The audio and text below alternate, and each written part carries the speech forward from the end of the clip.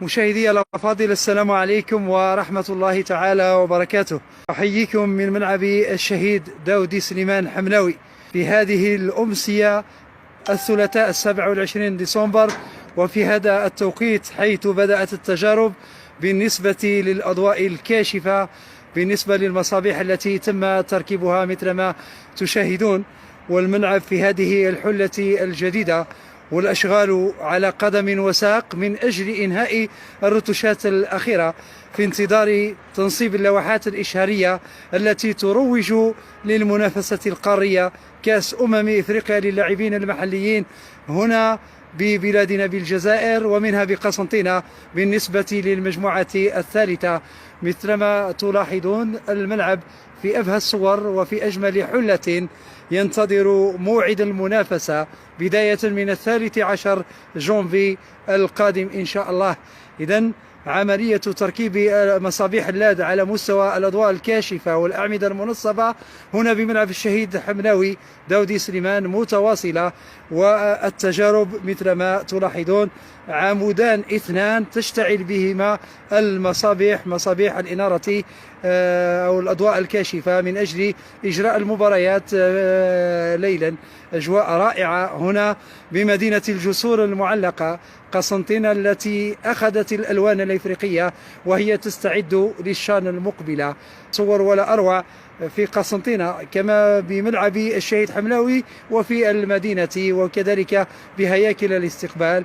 في انتظار بطبيعة الحال مثل ما قلت في البداية، في انتظار بداية تنصيب اللوحات الإشهارية عبر الشوارع والأزقة وفي كل الأماكن بقسنطينة كما بالخروب وبعلي منجلي وغيرها من البلديات المعنية بهذه اللوحات الإشهارية. اغتنمنا هذه الفرصة، فرصة بداية تجريب الأضواء الكاشفة بعد تركيب مصابيح اللاد على مستوى عمودين اثنين، والعملية مستمرة والأشغال تجري على قدم وساق من أجل الجاهزية التامة والكاملة بقسنطينة لهذا الموعد القاري، موعد الشان ببلادنا. ومن المرتقب أن يكون ملعب الشهيد حملاوي مسرحا لمباراة تجريبية لهذه الأضواء برسم الجولة 13 من القسم الثاني هواة المباراة التي ستجمع هذا السبت بين مولودية قسنطينة واتحاد الحراش بداية من الساعة 5 مساء هنا بملعب الشهيد داودي سليمان حملاوي.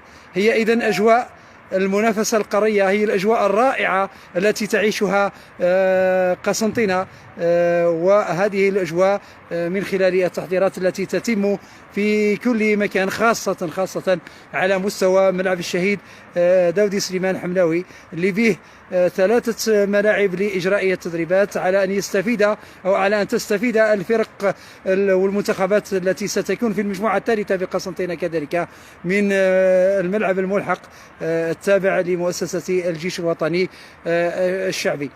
وفضلنا هكذا بمحض الصدفة أن ننقل لكم هذه الصور الجميلة، الصور الرائعة. صحيح أن الأضواء الكاشفة تعكس الصورة، ولكن لا بأس، نقلنا لكم هذه بعض الصور عبر هذا الفيديو لملعب الشهيد حملاوي وهو يتزين ويأخذ بهذه الصور الجميلة بعد تركيب مصابيح اللاد على مستوى عمودين اثنين في انتظار استكمال العملية بالعمود الذي هو موجود خلفي هنا في المدرجات، وكذلك بالنسبة للعمود المقابل من الجهة الأخرى. سألت الموجودين هنا بملعب الشهيد داودي سليمان، قيل لي بأن عملية تجريب الأضواء الكاشفة والمصابيح تتم تدريجيا، كلما انتهت عملية التركيب في العمود يتم تجريبه من أجل أن يكون الملعب جاهزا وبالتمام والكمال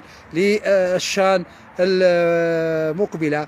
كما ندعو دوما وأبدا إلى الروح الرياضية، قسنطينة تجمعنا والروح الرياضية توحدنا. هذا الشعار الذي ترفعه الإذاعة الجزائرية من قسنطينة، وكذلك الحرص، كل الحرص من الجمهور الذي ستغص به مدرجات ملعب الشهيد حملاوي هنا بقسنطينة للحفاظ على هذا المكسب، للحفاظ على هذه التجهيزات، للحفاظ على الكراسي المنصبة على امتداد المدرجات سواء المغطاة أو غير ذلك. نغتنم هذه الفرصة لنذكر الجمهور الكريم أن ملعب داودي سليمان الشهيد حملاوي كان يسمى ملعب 17 جوان، الملعب الذي دشنه الراحل هواري بومدين عليه رحمة الله في 17 جوان العام 1976. واحد من الإنجازات التي تبقى مربوطة وموصولة بالرئيس الراحل هواري بومدين، ونحن اليوم نحيي الذكرى 44 لراحله. شكرا لكم على كرم المتابعة، تحياتي الرياضية، ألقاكم بألف خير.